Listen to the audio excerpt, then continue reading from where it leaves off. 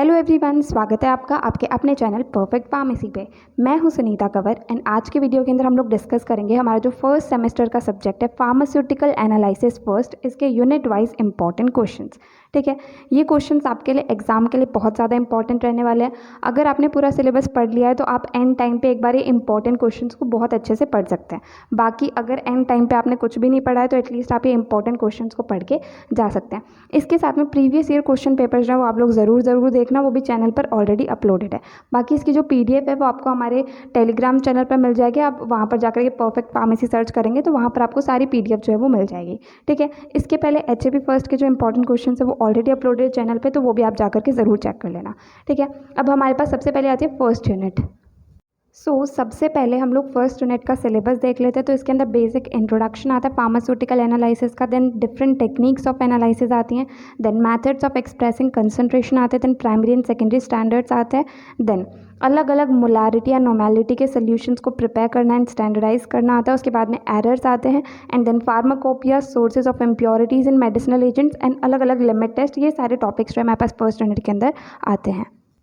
तो first unit में से इंपॉर्टेंट क्वेश्चंस क्या रहेंगे? सबसे फर्स्ट आता है डिफाइन मोलारिटी एंड नॉर्मेलिटी। तो मोलारिटी क्या होता है, इसकी सिंपली डेफिनेशन, एंड नॉर्मेलिटी क्या होता है, इसकी सिंपली डेफिनेशन। ये दोनों अलग अलग भी 2 मार्क्स के अंदर पूछे जा सकते हैं, या फिर दोनों की एक साथ डेफिनेशन जो है वो भी 2 मार्क्स के अंदर पूछी जा सकती है। ठीक है, second is what are primary and secondary standards, give appropriate examples. तो प्राइमरी स्टैंडर्ड क्या होते हैं ये बताना है, सेकेंडरी स्टैंडर्ड क्या होते हैं वो बताना है, एंड प्रॉपर इनके एग्जाम्पल्स भी हम लोग को यहाँ पर बताने हैं। तो मोस्ट ऑफ द टाइम्स तो इन दोनों की डेफिनेशन 2 मार्क्स के अंदर ही पूछी जाती है, बाकी ये कंप्लीट क्वेश्चन जो है वो 5 मार्क्स के अंदर भी पूछा जा सकता है। ठीक है, next is define the terms accuracy and precision. तो एक्यूरेसी क्या होता है, सिंपली इसकी डेफिनेशन, एंड प्रिसीजन क्या होता है, इसकी भी सिंपली डेफिनेशन। ये भी हमारे पास सिंपली 2 मार्क्स के अंदर जो है क्वेश्चन पूछा जाता है। Next is discuss various types of errors in pharmaceutical analysis, also give methods for minimisation of errors. तो सबसे पहले फार्मास्यूटिकल एनालिसिस के अंदर जो अलग अलग टाइप के एरर्स होते हैं वो हम लोग को बताना है। उसके बाद में इन एरर्स को मिनिमाइज़ करने का मतलब इन एरर्स को कम करने के जो अलग अलग मैथड्स होते हैं वो हम लोग को यहाँ पर बताना है। ठीक है, तो ये टोटल कंप्लीट क्वेश्चन जो है हमारे पास में 5 मार्क्स का या फिर 10 मार्क्स का जो है एग्जाम के अंदर पूछा जा सकता है। ठीक है, next is what are the various sources of errors in analysis.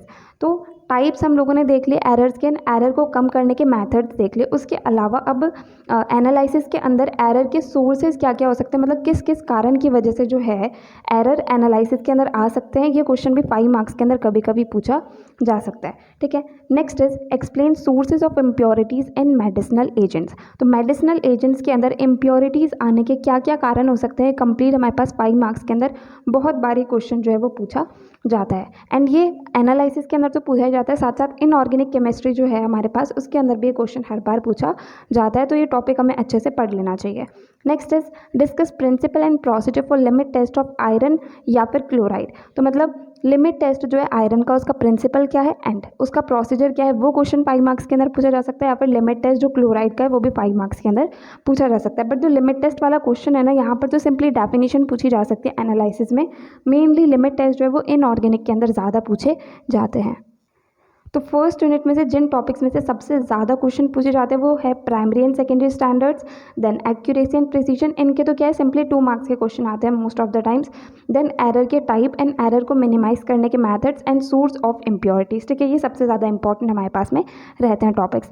Next हमारे पास आती है सेकेंड यूनिट। ठीक है, अब सेकेंड यूनिट का सिलेबस जो है बहुत ही छोटा सा है। इसके अंदर फर्स्ट टॉपिक आता है एसिड बेस्ड टाइट्रेशन, या फिर इन्हें हम एक्वस टाइट्रेशन या फिर न्यूट्रलाइजेशन टाइट्रेशन भी कहते हैं। ठीक है, एंड दूसरी आती है नॉन एक्वस टाइट्रेशन। तो ये 2 ही टॉपिक्स हमारे पास इस यूनिट के अंदर हम लोग को पढ़ने हैं।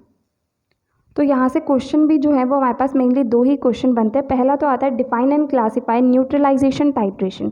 तो न्यूट्रलाइजेशन टाइट्रेशन हो गए, या एसिड बेस्ड टाइट्रेशन हो गए, या फिर एक्वस टाइट्रेशन हो गए, तीनों हमारे पास सेम ही होते हैं। तो सिंपली इसकी डेफिनेशन हम लोग को बताने हैं, इसका कंप्लीट क्लासिफिकेशन जो है वो बताना है। ठीक है, उसके बाद में एक्सप्लेन न्यूट्रलाइजेशन कर्व्स। तो न्यूट्रलाइजेशन कर्व क्या होता है वो हम लोग को यहाँ पर एक्सप्लेन करना है। ठीक है, तो ये कंप्लीट क्वेश्चन हमारे पास में 5 मार्क्स का या फिर 10 मार्क्स का आ सकता है। ठीक है, बाकी न्यूट्रलाइजेशन टाइट्रेशन की डेफिनेशन सिंपली 2 मार्क्स के अंदर भी पूछी जा सकती है, एंड न्यूट्रलाइजेशन कर्व वाला क्वेश्चन जो है वो 5 मार्क्स के अंदर भी पूछा जा सकता है। अब यही सेम क्वेश्चन हमारे पास दूसरे तरीके से भी आ सकता है, define and classify acid based titration, तो एसिड बेस्ड टाइट्रेशन की सिंपली डेफिनेशन एंड क्लासिफिकेशन हम लोग को बताना है। Then write an exhaustive note on titration of strong acid with strong base, मतलब जब हम स्ट्रॉन्ग एसिड के स्ट्रॉन्ग बेस के साथ में टाइट्रेशन करते हैं तो उसको बिल्कुल डिटेल के अंदर हम लोग को यहाँ पर बताना है, प्रॉपर ग्राफ के साथ में एंड एग्जाम्पल्स के साथ में, ठीक है। तो ये क्वेश्चन भी हमारे पास 5 मार्क्स या फिर 10 मार्क्स के अंदर पूछा जा सकता है। नाउ सेकेंड यूनिट में जो सेकेंड क्वेश्चन हमारे पास आता है वो आता है explain various solvents used in non aqueous titration. तो जो सेकेंड टॉपिक है नॉन एक्वस टाइट्रेशन, इसके अंदर से एक ही क्वेश्चन सबसे मेन बनता है जो कि 2 मार्क्स के अंदर डायरेक्टली एग्जाम्पल पूछे जा सकते हैं, या फिर 5 मार्क्स के अंदर जो है मोस्ट ऑफ द टाइम्स ये क्वेश्चन पूछा जाता है कि नॉन एक्वस टाइट्रेशन के अंदर जो अलग अलग सॉल्वेंट यूज़ होते हैं वो हम लोग को यहाँ पर एक्सप्लेन करने हैं, ठीक है। नेक्स्ट हमारे पास में आती है थर्ड यूनिट। तो थर्ड यूनिट का हमारा सिलेबस क्या रहेगा, थर्ड यूनिट के अंदर हमारे पास मेनली 3 टॉपिक्स आते हैं। फर्स्ट इज प्रेसिपिटेशन टाइट्रेशंस, ठीक है, second is complexometric titration and third is gravimetry. अच्छा, एक और टॉपिक है यहाँ पर डायएजोटाइजेशन टाइट्रेशन। तो टोटल 4 टॉपिक्स हमारे पास आ जाते हैं थर्ड यूनिट के अंदर। तो अब थर्ड यूनिट में से क्वेश्चंस क्या क्या बनेंगे। First question is give a comparison between Mohr's and Volhard's method for determining end point in precipitation titration. तो प्रेसिपिटेशन टाइट्रेशन के अंदर हम एंड पॉइंट को डिटरमाइन करने के लिए 2 मेथड जो हैं वो यहाँ पर यूज़ करते हैं, जैसे मोर्स मेथड हो गया एंड वॉलर्ड्स मेथड हो गया। तो इन दोनों मेथड्स के अंदर डिफरेंस क्या होता है वो हम लोग को यहाँ पर लिखना है। तो ये क्वेश्चन हमारे पास 5 मार्क्स के अंदर पूछा जा सकता है। एंड मेनली यहाँ पर मोर्स मेथड जो वो ज़्यादा इंपॉर्टेंट रहता है, सीधे इसके बारे में जो है डिटेल के अंदर 5 मार्क्स के अंदर बहुत बार पूछा जाता है, ठीक है। Next question is define and classify complexometric titrations, explain masking and D masking agents with suitable examples. तो सबसे पहले तो कॉम्प्लेक्सोमेट्रिक टाइट्रेशन होती क्या है, इसकी सिंपली डेफिनेशन, देन इसका कंप्लीट क्लासिफिकेशन हम लोग को बताना है। उसके बाद में मास्किंग एजेंट क्या होता है, डी मास्किंग एजेंट क्या होता है, प्रॉपर एग्जांपल्स के साथ में हम लोग को यहाँ पर बताना है, ठीक है। ये क्वेश्चन कंप्लीट हमारे पास 5 मार्क्स या फिर 10 मार्क्स के अंदर आ सकता है। Next is give 2 examples of metal ion indicators. तो मेटल आयन इंडिकेटर जो इनके कोई भी 2 एग्जांपल हम लोग को लिखने हैं, तो ये क्वेश्चन सिंपली 2 मार्क्स के अंदर पूछा जाता है। Next is write a note on the principle and steps involve in gravimetric analysis. तो ग्रेविमेट्रिक एनालिसिस या फिर जो ग्रेविमेट्री होती है इसका प्रिंसिपल क्या है, एंड देन इसको करते टाइम जो स्टेप्स इन्वॉल्व होते हैं वो कंप्लीट हम लोग को यहाँ पर बताने हैं। तो जो स्टेप्स हैं, steps involve in gravimetric analysis, ये क्वेश्चन 5 मार्क्स में ऑलमोस्ट हर बार ही पूछा जाता है, तो ये बहुत ज़्यादा इंपॉर्टेंट हमारे पास रहता है। Next is explain the terms को प्रेसिपिटेशन एंड पोस्ट प्रेसिपिटेशन। तो को प्रेसिपिटेशन क्या होता है एंड पोस्ट प्रेसिपिटेशन क्या होता है, इसकी सिंपली डेफिनेशन जो है वो 2 मार्क्स के अंदर बहुत बार पूछी जाती है।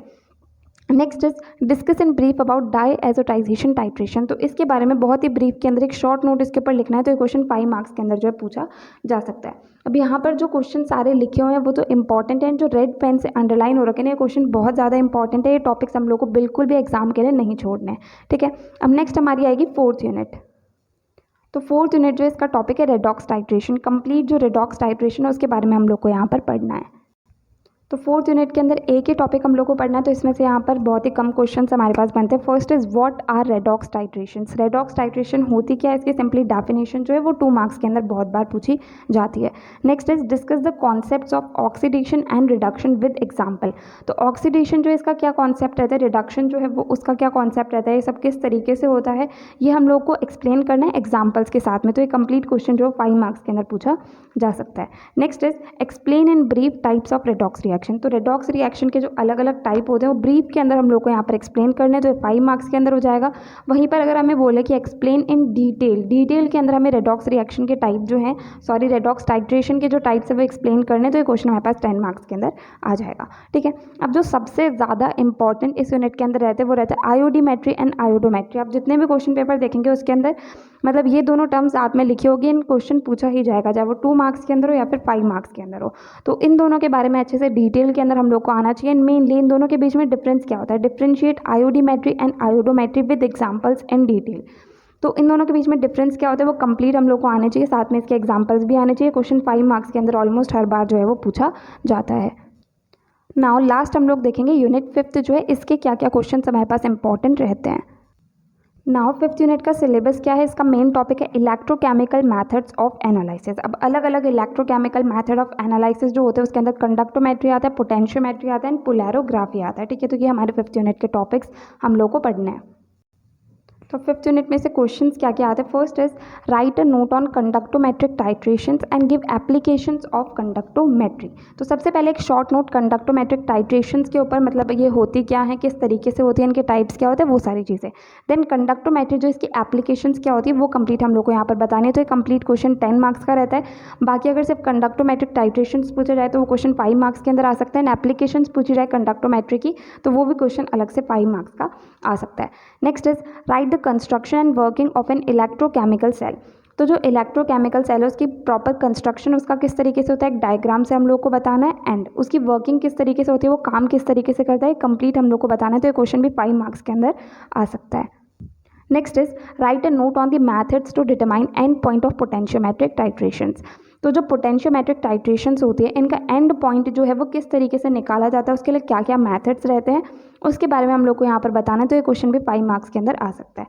Next is write a short note on polarography. तो पोलैरोग्राफी के बारे में थोड़ा बहुत हम लोग यहाँ पर लिख देंगे, इसकी डेफिनेशन, इसके अंदर क्या क्या चीज़ें आती है वो सब। तो ये हमारे पास 5 मार्क्स के अंदर क्वेश्चन आ सकता है।